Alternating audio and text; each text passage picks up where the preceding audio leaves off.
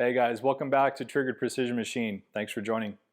Hope you guys enjoyed yesterday's episode where we had the three little concealed carry pistols out at the range and we put them through various tests and stuff just to see how they compared with each other. And I'm still honestly surprised at the outcome of that. I thought the Glock 19 would outshoot those little subcompact pistols pretty easily. And as you guys saw, that just wasn't the case. So three great pistols. If you haven't seen that episode, go check it out because today we're going to follow up on that. We're going to talk about concealed carry holsters. So your holster selection when you're first starting out concealed carrying, it can seem like a daunting task to wade through all the information and the options out there and figure out what works for you. And you don't want to go broke by buying a whole bunch of different options and trying them out until you find the right one. So I have a whole bunch of different holsters here. We're going to go through all of them. I'm going to talk about what I like about them, what I don't like about them, what I use right now for my personal carry gun. And we'll just go from there and see how we can wade through some of this information and make your decision a little bit easier. So stay tuned, we'll check it out. All right guys, let's check these holsters out. We have a whole bunch to cover, so we'll start up here with this Safariland 6390. This is a very typical law enforcement military holster. This has level 1 retention, so you defeat the retention by pressing down on this on your draw stroke. And this one's set up with a Safariland Q-lock system, so the female receptacle of this stays on my belt, and you can take your holster on and off pretty easily and change it out.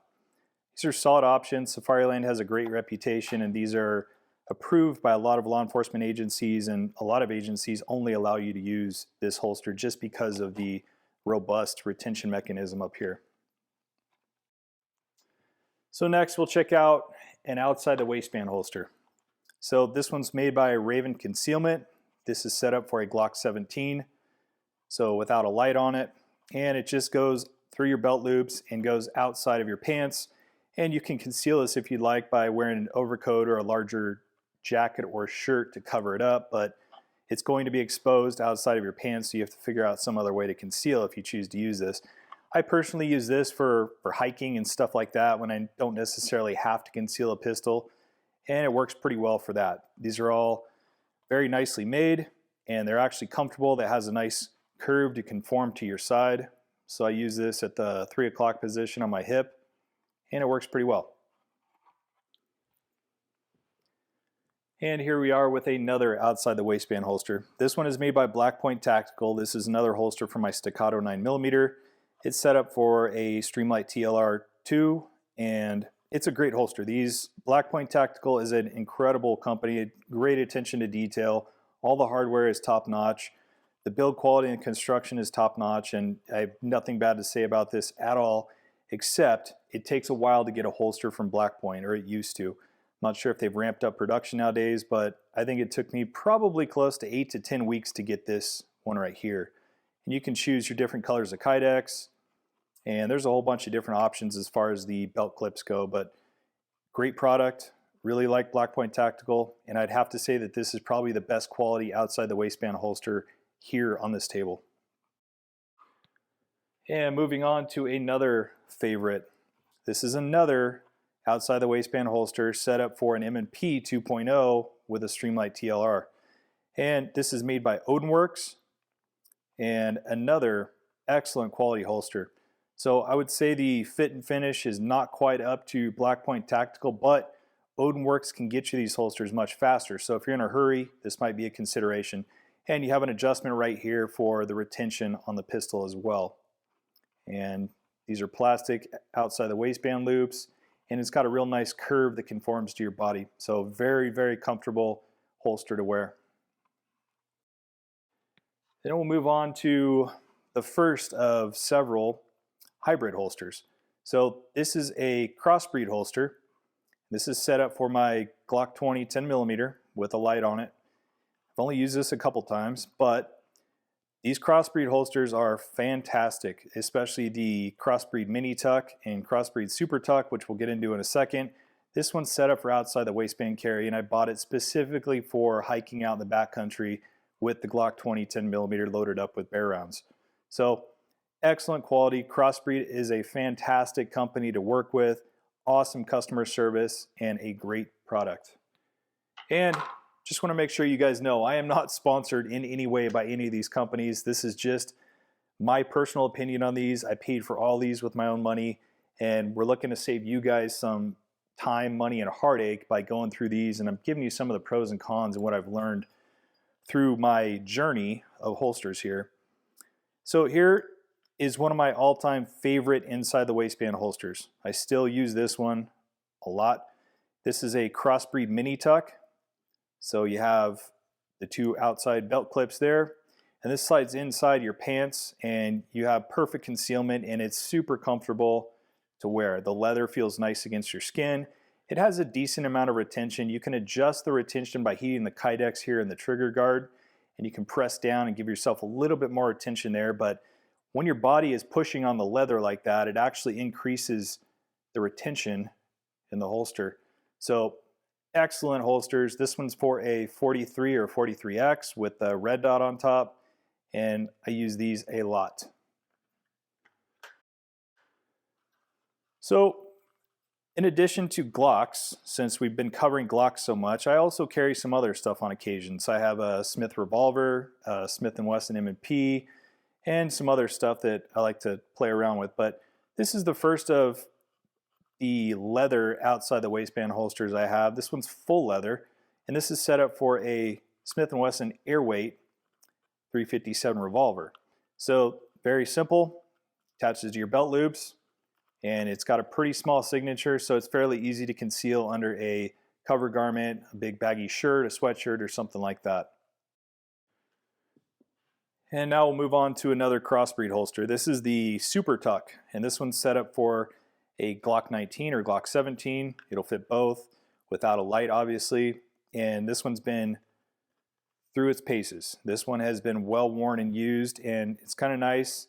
It's like a baseball glove, but once the leather gets broken in, these things are just incredibly comfortable to carry. I can't say enough. If you have a holster or a pistol that you need to carry all day and you're looking for a holster, this is what you should look for. So I should point out that these are meant to be carried at like the 3-4 o'clock position inside the waistband. You have really good concealability. It's a natural draw stroke going over there to your side if you're used to using an outside the waistband holster or something like this duty holster for practice or training. It doesn't take a lot of training to get very efficient with this. All you have to worry about is clearing your cover garment so then you can retrieve your pistol from the holster. And once again, I've adjusted the retention on this by heating the kydex up in the trigger guard area and just pushing it down a little bit. But these work very well.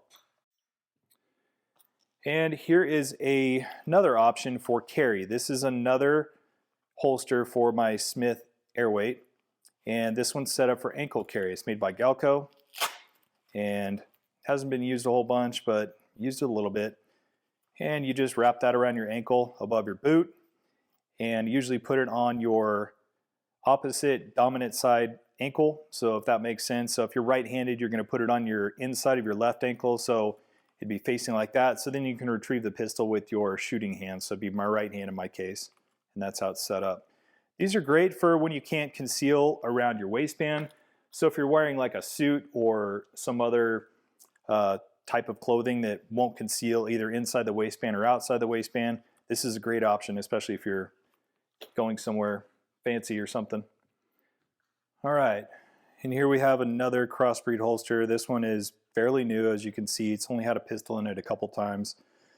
This is called the Crossbreed Freedom Carry Holster, and this is designed so you can carry it multiple ways. So it works pretty well when you carry an appendix, so up in that 1 o'clock area, or it works well at 3 o'clock or 4 o'clock, kind of in that back side of your hip. It's not as comfortable as the mini tuck. I'm still trying it out. This one's set up for the 43X MOS, and just like all crossbreed stuff, it's very nicely made, and once it breaks in and the leather gets loosened up a little bit, these things get very comfortable. So I have high hopes for that. Now I'll move up here to the front. This is a Haley Strategic G-Code Incog holster. So there's a couple things that are worth mentioning about this that make it unique. And first off, obviously, this thing is coated with this nice soft material, which feels really nice against your skin when you're carrying it, especially appendix carry, where your skin's a little bit more sensitive up there on your belly. And you have adjustable retention with this last screw right here. Then they have this nice thing right here where the clip is kicked out at an angle like that. And what that does is it forces the holster back against your body to keep a nice flat profile and makes it easy to conceal. This one's for a Glock 43 and it gets used quite a bit. And here we have another Black Point tactical holster. This one's set up for the Glock 43X and has a really nice little feature right here that instead of the clip being kicked out like that to keep a flat profile, they use this thing right here, which puts pressure against your pants or your belt or wherever it attaches, and it forces the holster back into your body to keep the appearance nice and flat. You have adjustable retention with these two screws, and it has really nice metal clips to hook on your belt, and there's a little tooth, I don't know if you can see it, but there's a little tooth on the end of this clip that helps retain your belt, so when you go to draw, it won't pull the holster out with the pistol, which is always a bad thing. All right, now we'll go into another appendix inside the waistband holster. This one's made by Vetter, and it's a good quality holster. I like it. The Kydex is not as thick and robust and rigid as, say, the Black Point or the Haley Strategic, but it still works pretty well. You have adjustable retention right here with this screw, and it has this little arm that comes out, and this serves the same purpose as this does on the Black Point, and it puts pressure on your belt and just helps keep the pistol flat up against your stomach so you can conceal a little bit easier. So it's a nice holster, and that's, if I recall, this is a little bit cheaper than the Black Point stuff. The Black Point it's a premium holster. They cost a little bit more than everything else, but this works great for what it is, and you have adjustable cant here so you can adjust the way the holster rides in your belt, which is nice. All right, now we'll get into something completely different. This is a holster by Blue Force Gear, and this is a pocket holster. So this is made for the Smith Airweights, little J-frame pistols, the 38s, the 357s, and it's made for pocket carry. So it gives you coverage over your trigger guard for safety, and the pistol fits in here pretty tightly. It's actually a nice fit. And the idea is that this little thing that sticks out here, this catches on your pocket of your pants or your jacket or whatever you're wearing, and it keeps the holster inside the pocket as you draw the pistol out. Does it always work? About half the time. I've used it a couple times and it just sits in the drawer. So not a huge fan of it, but it's nice quality. So we're probably looking at this saying that's not a holster, and you're right, it's a trigger guard cover. So I forget who this is made by, but there's several people who make these.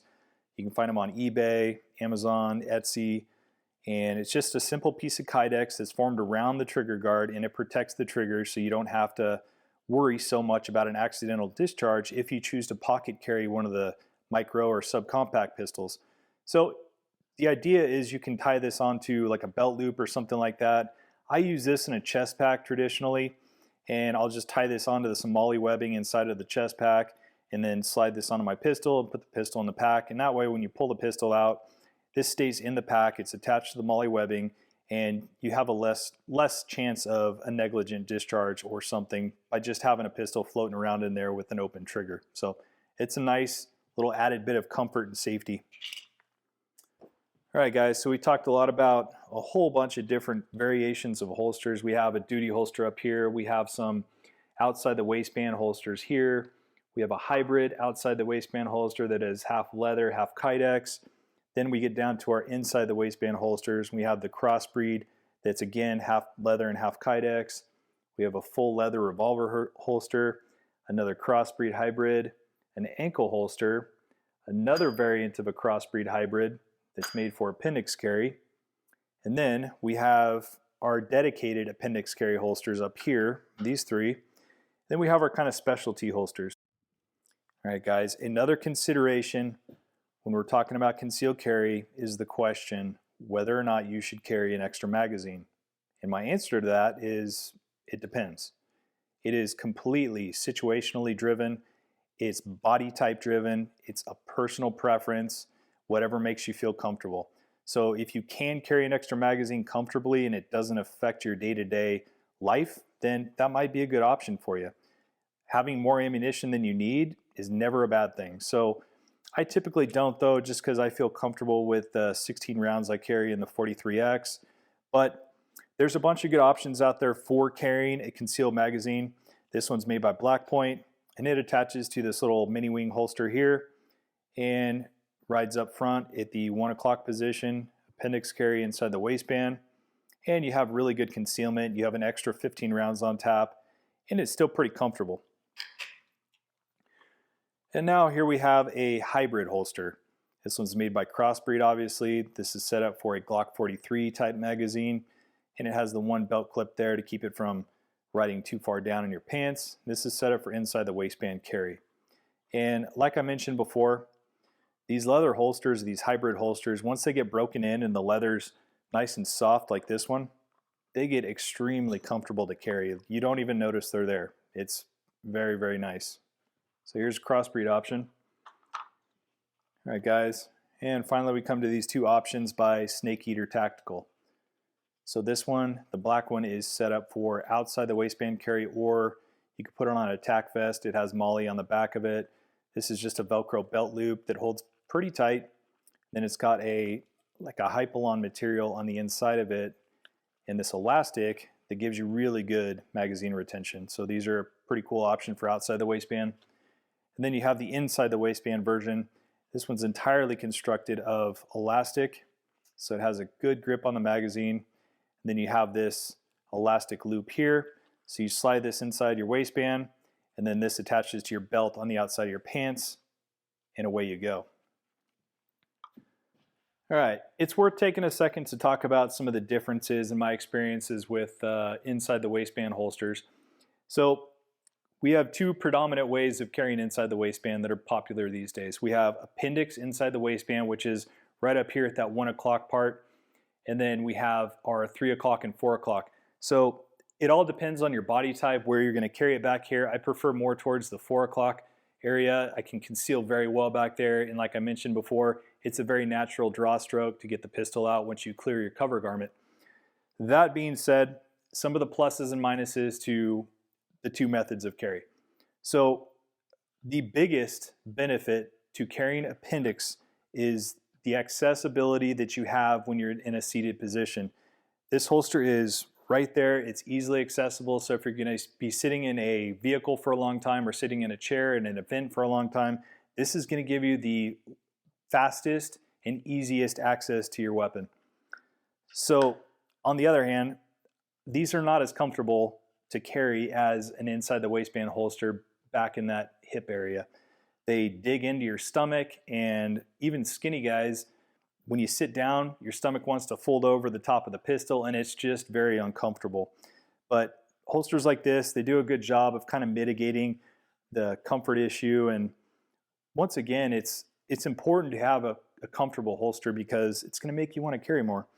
So that's probably the biggest disadvantage to appendix inside the waistband carry, is just the level of comfort that it offers. But there's some good options out there, and depending on your body size and type, that might work for you better than anything else. So I try to borrow some holsters from people and just try them on and see what works for you, because it takes quite a bit of time, money, and effort to buy all this stuff, and you don't want to go broke buying and trying holsters. So try to find people who already conceal carry and see what they use and see if it works for you. As far as the outside the waistband holster, the inside the waistband holsters, like this Crossbreed Mini Tuck, these are very comfortable, but you lose some accessibility when you're in a seated position or in a vehicle. So you can kind of mitigate that with practice and training, but the reality of it is when you're seated down like this, you have, or especially in a vehicle, you have to clear a seat belt, you have to clear a cover garment, and then you're reaching back and there could be a center console right here or something that kind of makes it so you can't get your hand down there and get a firm grasp on your pistol for the draw stroke. That being said, for long days when you're standing around or going to and from places, these are super comfortable. So as far as what I carry day to day right now, I alternate between this Black Point Tactical Mini Wing and the Crossbreed Mini Tuck.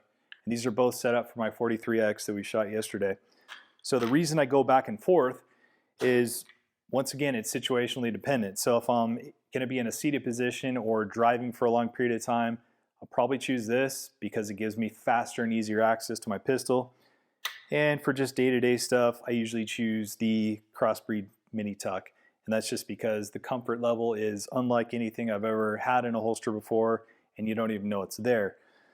And again, you just have to take into consideration the pluses and the minuses that we talked about for each of the carry methods, and it's always dependent on your personal situation. So where you're going, who you're going there with, if it's a bad area, part of town. These are all things that you kind of have to take into consideration when you make this decision.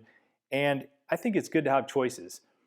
The only problem people run into is when they have multiple choices like this, especially for holsters, is you need to train on all the options that you have. You can't just buy something and say, oh, that's comfortable, throw it on, and then expect to be proficient with it when the time comes.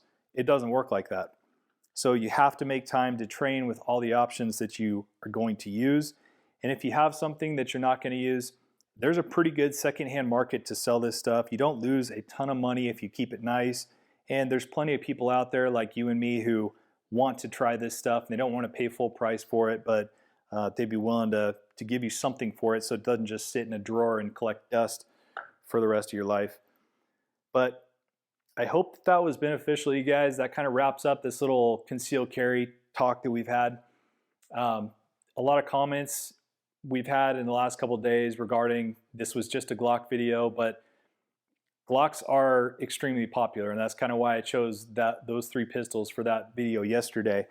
I'm not the biggest fan of Glocks. I don't shoot them particularly well, but I want to do another follow-up video with a couple other concealed carry pistols, and we're going to probably look at a Smith J-frame because that's another popular concealed carry pistol, just the simplicity of a 5-shot revolver. And then I have a Smith & Wesson M&P 2.0 compact that I used to carry quite a bit, and I'd like to throw that in the mix too and run some of the same drills. And then I want to get SIG in here a little bit because we haven't talked about SIG at all, and I want to try to get a P365 XL, and we'll put those 3 pistols head to head and see how they do on the same drills. And that way we can kind of have a broad comparison of 6 different pistols that are very popular nowadays for concealed carry. So starting tomorrow, we're going to switch gears again, and we're going to talk about some precision rifle stuff. I was just at the range today, and I finished up the load development that we started together a few days ago in that one video. And I think you're going to be pretty surprised at the results. And this is just two rounds of load development. So we did the initial Dan Newberry OCW test, and I walked you guys through that. So today I did a seating depth test to wrap it up. And generally, this is where I'll end. And sure enough, this is where I'm ending because I got some absolutely incredible performance out of this 300 Norma that I'd like to share with you guys tomorrow. And we'll take a look at that target and how I conducted the seating depth test and kind of the next steps from here as we go play this out. So thanks for joining today, guys. I hope you guys are looking forward to the stuff we have coming up as much as I am. But thanks for the support. Let's get the subscriber rate up there. Keep commenting in the comment section. I will respond to everything that I see. I love having this interaction with you guys. I'm learning a ton, and I hope you guys are too. So thanks again. We'll see you next time.